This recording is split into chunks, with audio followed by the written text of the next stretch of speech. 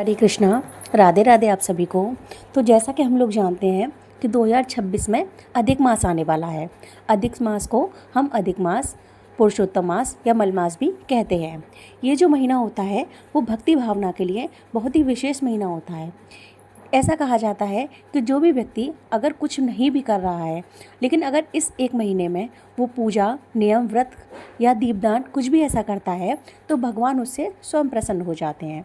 इसलिए लेकिन ये जो पुरुषोत्तम मास है, इसको पुरुषोत्तम मास क्यों कहा जाता है और ये कब आता है? तो देखिए, ये हर साल नहीं आता है, यह 3 साल में एक बार आता है। इसलिए 12 महीने ना होकर इस बार 13 महीने हो जाते हैं। और जो ये पुरुषोत्तम मास है, इस मास का कोई भी भगवान नहीं थे, इसलिए ये मास अपने बहुत परेशान था, दुखी था।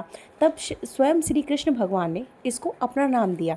श्री कृष्ण भगवान ने कहा कि जैसे मेरा नाम पुरुषोत्तम है, इसी प्रकार तुम दुखी ना हो। इस मास को मैं पुरुषोत्तम मास के नाम से ये मास जाना जाएगा, ये महीना जाना जाएगा। और जो भी व्यक्ति इस महीने में मेरी भक्ति करेगा या मेरा नाम लेगा, उसका बहुत अधिक फल मिलेगा। कह सकते हैं कि अगर किसी भी महीने में कुछ नहीं कर पाते हैं और अगर इस महीने में हम श्री कृष्ण भगवान का थोड़ा सा नाम जप कर लेते हैं या अपनी श्रद्धा अनुसार, अपने भक्ति अनुसार जो भी हमारा मन है वो हम श्री कृष्ण भगवान के लिए करते हैं, तो इसका हमको 2 गुना नहीं बल्कि हज़ारों गुना फल हमको इस बार मिलता है। तो जो पुरुषोत्तम मास है वो 17 मई से शुरू होकर अगले 15 जून तक समाप्त होगा। तो इस महीने में हमको कुछ नियम भी लेने होते हैं। तो हम अपनी श्रद्धा अनुसार देखिए, नाम जप का नियम ले सकते हैं, दीपदान का नियम ले सकते हैं। इस महीने में तुलसी माता का पूजा करना और आंवले के वृक्ष की पूजा करना बहुत ही ज़्यादा शुभ माना जाता है। इस महीने में आंवले का दान करना, आंवला खाना, ये सब भी बहुत ज़्यादा शुभ माना जाता है। तो चलिए हम कैसे अपने दिन की शुरुआत करते हैं। हमको इस महीने में ब्रह्म मुहूर्त में उठना है, वही 4 बजे करीब।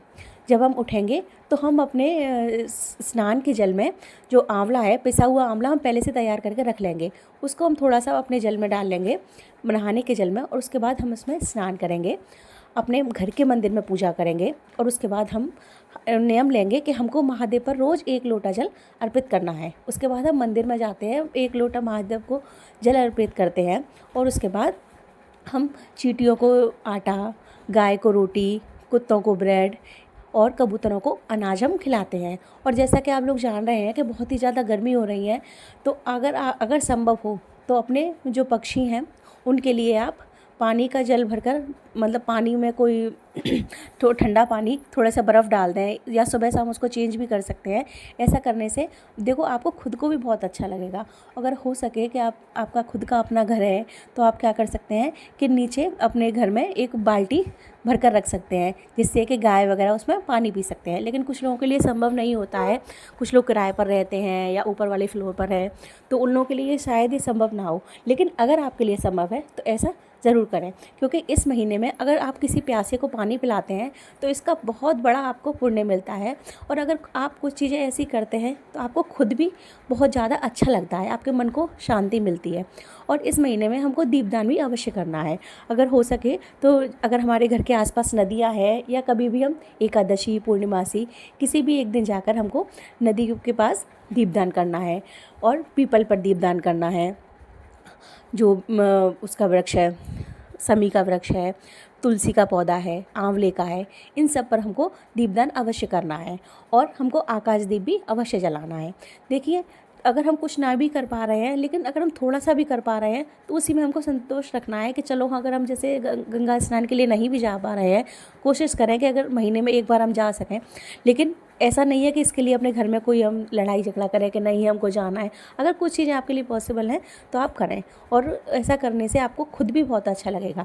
हमको आकाश दीप जलाना है और हमको देखिए क्या करना है कि हमको 33 की संख्या में दीपक जलाने हैं।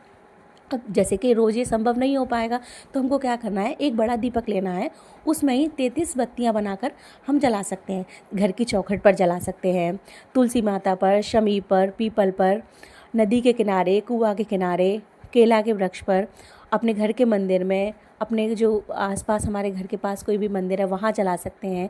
जहाँ भी संभव हो हमको ये दीपदान अवश्य करना है।